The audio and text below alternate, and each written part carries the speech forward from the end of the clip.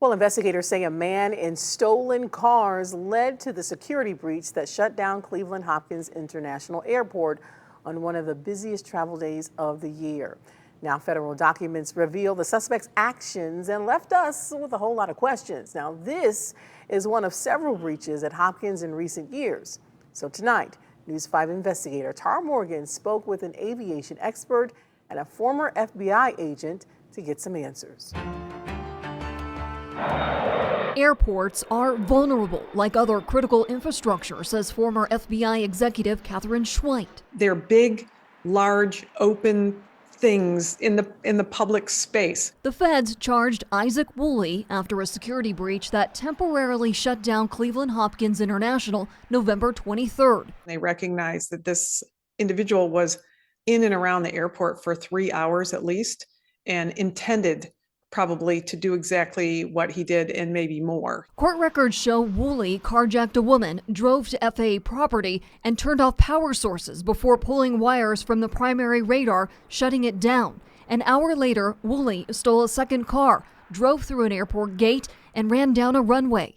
While Woolley ran free, the air traffic system was not in significant danger, according to Ohio State aviation expert Sean Pruchnicki. The backup system took over, and they were able to, with very little interruption, able to resume air traffic control duties. Pruchnicki says the backup system is one layer of protection, along with predetermined flight paths and systems on planes that talk to each other. If you break within a certain range, then they will start to warn the pilots. So why were some planes diverted? When you have airplanes that are close by, those airplanes, just for safety's sake, they'll divert those away from the airport to give time to make sure the secondary system is up and running. Last month's security breach wasn't the first in recent years. In 2019, an SUV ran through a gate and into the secure perimeter.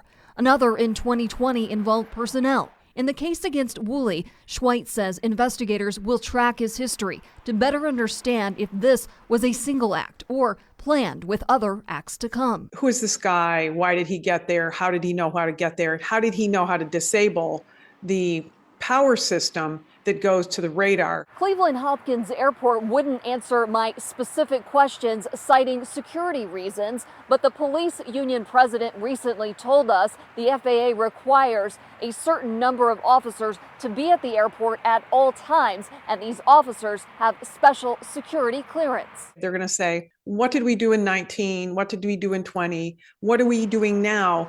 Have we made the corrections that we need to make? Have we made the facility as secure as we can, knowing that a breach is still possible? I'm News 5 investigator Tara Morgan.